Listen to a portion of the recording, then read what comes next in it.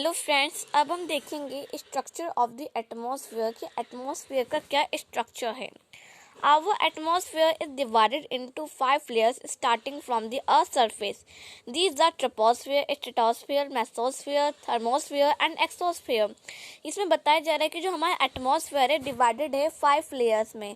Starting में ये layers कौन कौन से ट्रोपोस्फेयर हैं, स्ट्रेटोस्फेयर से, मेसोस्फेयर से, थर्मोस्फेयर है और एक्सोस्फेयर से। ये 5 लेयर है और अब हम इनके काम देखेंगे, इनका काम क्या है और ये लेयर कहाँ पर है। तो देखते हैं सबसे पहले ट्रोपोस्फेयर के बारे में।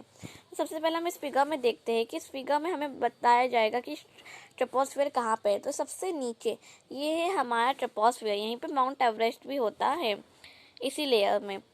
तो देखते हैं this layer is the most important layer of the atmosphere. ये लेयर बहुत ही इंपॉर्टेंट है हमारे एटमॉस्फेयर के लिए। It's average height is 13 kilometre और जो इसकी जो हाइट है ना वो 13 किलोमीटर है।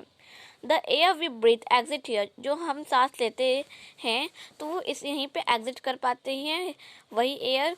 Almost all the weather phenomena like rainfall, fog and hailstorm occur in this layer. और इसी लेयर में वेदर फेनोमेना अक्योर होते हैं, जैसे रेनफॉल, बारिश होना, जो कोहरा होता है धुंधला सा हमें दिखने लगता है। फिर हेल स्टॉर्म मतलब बर्फ़ होने लगती हैं, बहुत तरह से बर्फ़ की बारिश टाइप के होने लगते हैं, ओले पड़ने लगते हैं। तो ये सारी चीज़ें इसी लेयर में होती हैं, इसलिए ये लेयर बहुत ही इम्पोर्टेंट है हमारे लिए। अब आता है स्ट्रेटोस्फेयर। तो अब हम यहाँ पे देखते हैं स्ट्रेटोस्फेयर कहाँ है। देखिए फ्रेंड्स, इन दोनों के बीच में ना एक और लेयर टाइप में आ रही है ट्रोपोस्फोस।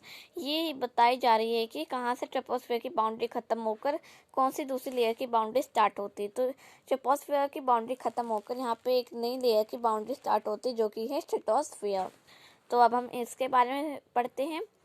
इसमें बताया जा रहा है कि above the troposphere lie the stratosphere, कि ट्रोपोस्फेयर के अबोव में ही ये लेयर है जो कि एक्सटेंड करती है 50 हाइट, जो उसकी हाइट है वो 50 किलोमीटर है। और ये जो लेयर है ना ये फ्री है वेदर फेनोमेना से, जैसे वहाँ पे क्लाउड व्लाउड कुछ नहीं होते, वहाँ पे बारिश वारिश भी नहीं है, एकदम वेदर फेनोमेना से एकदम फ्री है और एकदम साफ आसमान लगता है। इसी वजह से वहाँ पे एरोप्लेन्स फ्लाइंग कर सकते हैं। और इसमें एक और इम्पॉर्टेंट फीचर है, इसमें ओजोन गैस मिलती है। मैंने आपको इंट्रोडक्शन वीडियो में बताया था कि ओजोन गैस क्या है, कि वो हमें प्रोटेक्ट करती हैं सन की harmful effects of the sun rays की। तो ये था स्ट्रेटोस्फेयर का काम कि वो किस लिए हमारे लिए इतनी इम्पोर्टेंट है। अब हम देखेंगे यहाँ पे मेसोस्फेयर। अब हम इस फिगर में देखते हैं मेसोस्फेयर कहाँ है। यहाँ पे बताया जा रहा है कि स्ट्रेटोस्फेयर की बाउंड्री खत्म, अब मेसोस्फेयर की बाउंड्री स्टार्ट हो रही है इस साइड से। तो आप देख सकते हैं मेसोस्फेयर कितना बड़ा है। This is third layer of the atmosphere. ये थर्ड लेयर है एटमॉस्फेयर की जो कि लाई करती है स्ट्रेटोस्फेयर के अबोव में, और इसकी जो हाइट है वो है 80 किलोमीटर। जैसे जो मेटेरॉइड्स बर्न होते हैं, हम कहते हैं तारा टूट रहा है, एक तरह से एकदम चमकने लगता है आसमान में। तो असल में वो मेटेरॉइड्स से ना बर्न अप हो रहे हैं, जल रहे होते हैं, जो कि एकदम फास्ट स्पीड में चल रहे होते हैं स्पेस में। तो अब हम देखेंगे थर्मोस्फेयर के बारे में। तो देखिए जो थर्मोस्फेयर है कहाँ पर है, अभी हम देखते हैं कि जो मेसोस्फेयर की जब बाउंड्री ख़त्म होती है तो यहाँ पे आता है थर्मोस्फेयर। अब हम इस थर्मोस्फेयर के बारे में देखते हैं। तो देखिए थर्मोस्फेयर के बारे में क्या बताया जा रहा है। In thermosphere temperature rises very rapidly with increasing height. जैसे जैसे हाइट बढ़ रही जाती है वैसे वैसे टेम्परेचर भी बढ़ता रहता है धीरे एकदम तेज़ी से। और इस लेयर में एक और लेयर पाई जाती है जिसको हम कहते हैं आइनोस्फेयर। ये भी इसका एक पार्ट है जो ये जो थर्मोस्फियर लेयर है बहुत लंबी है, करीब 80 to 400 किलोमीटर तक। This layer helps in radio transmission. ये जो लेयर है हेल्प करती है रेडियो के ट्रांसमिशन में। In fact radio wave transmitted from the earth are reflected back to the earth by this layer. इसमें बताया जा रहा है कि जो रेडियो की तरंगे हैं होती हैं वो सिर्फ ना पृथ्वी परिवर्तित कर लेती by the help of this layer. तो ये है काम इस लेयर का कि इसी की वजह से रेडियो ट्रांसमिशन मतलब रेडियो की जो तरंगे हैं वो मिल पाती हैं। तो ये अब हम देखेंगे आगे एक लेयर के बारे में। अब ये है लास्ट लेयर एक्सोस्फेयर।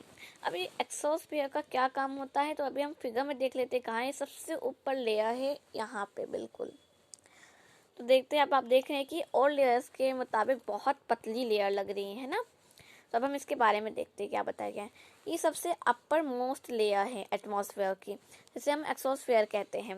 ये लेयर है बहुत ही थिन है, बहुत पतली है, और यहाँ पे लाइट गैसेस रहती हैं, भारी भारी चीज़ें नहीं रहती, यहाँ पे लाइट गैसेस रहती हैं, जैसे हीलियम, हाइड्रोजन, इस तरह की हल्की सी गैसेस रहती हैं जो कि तैर रही होती हैं स्पेस में, मतलब अंतरिक्ष में वो तैर रही होती हैं। तो ये थी लेयर्स के बारे में कि डिफरेंट टाइप्स ऑफ लेयर्स है कौन कौन से, और हमने देख लिया कि 5 प्रकार की होते हैं लेयर्स और उनके बारे में। तो ये था स्ट्रक्चर ऑफ द एटमॉस्फेयर के बारे में।